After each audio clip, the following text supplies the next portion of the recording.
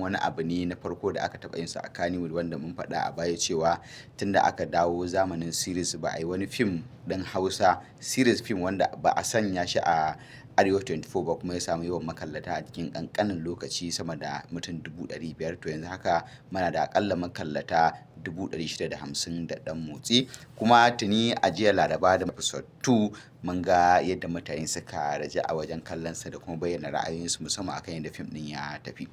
Mu dawo kan sharhi da muka fara tuntuni, wannan wani al'amari ne babba wanda za mu iya cewa labarin fim ɗin Wata Shida jigon labarin ya fara bayyana a sannu a hankali. Wasu daga cikin resika na wannan jigon labarin sun fara bayyana. Wani abu da ya ɗauki hankalin mutane shine inda shi aka kama Ɗahiru tare da wasu waɗanda suke kusa da shi, wato 'yan shaye-shaye, har aka kai shi ga zuwa police station, aka samu musayar kalamai tsakaninsa da shi DPO ɗin da yake kula da wannan police station ɗin, wanda har ta kai ga cewa ya bar shi ga Allah da cewa Allah shi ne gatansa. Wannan sin ɗin da aka yi sina-sinai ne guda 3 zuwa 4 tun daga kamo shi har zuwa lokacin da aka kai shi ga gaban shi police station, aka kuma fara ɗaukar matakai a kai. Ya fito da wani al'amari wanda ya saba faruwa ko kuma in ce yake faruwa cikin al'ummarmu a yanzu, inda za ka ga cewa marasa ƙarfi a kodayaushe su ake ƙoƙarin cizgunawa sakamakon cin hanci da rashawa wanda ya katutu a cikin zukatan ma'aikatanmu a dukkanin fannoni da ke wannan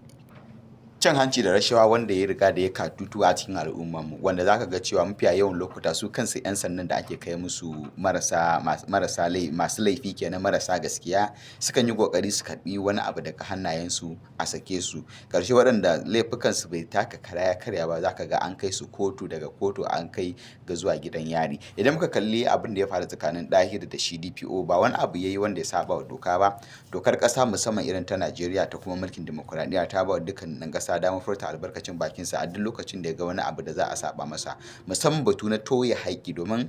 haƙƙinsa aka so a tauye ba tare da ya aikata laifin komai ba, bai ji ba bai gani ba, ake so a musguna masa. Waɗanda suka yi laifi aka yi ƙoƙarin aka sake su ba tare da an tuhume su akan dalilin aikatawa ba, me kuma yasa aka aikata, wanda shi da bai aikata laifin komai ba ake ƙoƙarin tura shi kotu, daga kotu a tura shi gidan yari, wanda shi DPO ɗin har alwashi yake na cewa sai ya kai shi gidan yari, sai ya yi gidan kaso. Wannan wani abu ne da ya daɗe yana faruwa cikin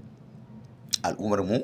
kuma abu ne da ya kamata a ce hukumomi musamman shugabanni na waɗannan hukumomi sun taka rawar a zo a gani, musamman wajen daƙile ire-iren waɗannan mutane, kuma saboda abu ne wanda ke ciwa talakawa musamman 'yan Najeriya tuwo a ƙwarya. Mun kuma ga abin da ya faru, wanda aka ce duk nisan gona akwai kunyar ƙarshe, haka zalika komai nisan dare gari zai waye. Ƙarshe shi DPO ga abin da ya faru da shi, wanda kuma wani abu ne da ya kamata a ce duk lokacin da hukumomi suka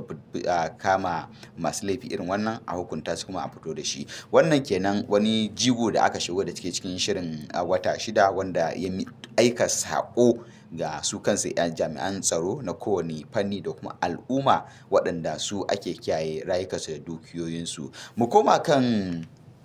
abin da ya shafi kyawun sauti da samun kyawun kamara da kuma yanayin rawar da jaruman nan suka taka, za mu iya cewa dukkaninsu sun yi abin a zo a gani, sun yi abin a yaba musu, duk da cewar tun daga farkon sharhin da muka yi a farko mun baje muku shi a faifai, musamman rawar da shi Adam Garba wato Ɗahir kenan ya taka a wannan fim, da ita kanta Fatima wacce ta fito a matsayin Fatima Zahra, da kuma irin su Bi Safana da manyan jarumai da suka taka rawa a cikinsa. Mu kalli wani abu da aka sake fito da shi a cikin shirin Wata Shida, shine na zumunci kenan tsakanin 'yan uwa, iyaye, wanda ake magana ta 'yan uba da 'yan uwa, wanda kuma amana da soyayya ta yi karanci cikin al'umma da kuma zumunci da sauransu, inda wasu ke ganin cewa idan sun yi arziki sun riga da sun fi ƙarfin waɗanda suke tare da su 'yan uwansu da sauransu. Shi kansa wannan fim ya sake fito da darajar 'yan uwantaka, komai nisansa, komai talaucinsa, komai arzikinsa, kuma abu ne na a zo a yaba masa. Za mu ɗan kalli kaɗan daga cikin saƙonnin masu bibiyar shafukan sada zumunta, musamman waɗanda suke bayyana ra'ayoyinsu akan wannan shiri na Wata Shida, wanda babu abin da za mu iya cewa a kansa. Amma kafin nan mu kalli rawar da shi Ibrahim Mandawari ya taka a cikin wannan fim a matsayinsa na uba, wanda za mu iya cewa ya dama mutum ne da aka san shi da dattako a cikin fina-finansa gaba ɗaya. Za mu ba shi lambar girma a wannan waje, musamman a kashi na 1 da aka saki. Mu dawo kan Ado Ahmad Gidan Dan Dabino gwamna kenan, wanda yake ɗaya daga cikin shugabannin 'yan fim da muke da su a jihar Kano, wanda kuma ya taka rawar a zo a gani sosai, musamman a matsayinsa na uba, kuma mun ga abin da ya taka, rawar da ya taka da irin dattako da aka yi. Wani abu da ya ɗaurewa mutane hankali kuma ya burge makallata fina-finan Hausa musamman a wani lokaci shine yadda jarumi Adam Raba Gardama wato Ɗahiru kenan a cikin fim ɗin Wata Shida ya iya sauya harshe, ya iya wato adopting ɗin character ɗin da aka basa, wato rawar da aka basa ya fito a matsayin Ɗahiru ɗan garuwa, wanda kalamansa gaba ɗaya suka sauya, accent ɗinsa wato yanayin yadda yake fitar da furuci duk suka sauya, musamman a lokacin da yake a matsayinsa na Ɗahiru. Wannan wani abu ne da makallata da kuma masharhanta fina-finan suke ganin cewa alƙalami ne da yake alamta cewa jarumi ya kai jarumi a duk sanda idan aka baka rawa ka iya sauya yadda kake gabatar da muryarka, tafiyarka da dukkan wasu ɗabi'unka. Babu abin da za mu ce masa sai dai mai fatan alkhairi da kuma ya ƙara akan haka. Akwai abubuwa da dama da shirin Wata Shida episode 2 ya bujiro da su, kuma mun san makallata sun kalla, musamman ga yadda ake ba da ra'ayi musamman a comment section da makamantansu, wanda idan hali ya bada za mu sanya muku wasu daga cikinsu kamar yadda na alƙawaranta tun da farko. A don haka muke cewa ku ci gaba da subscribing da kuma kallon tashar mu ta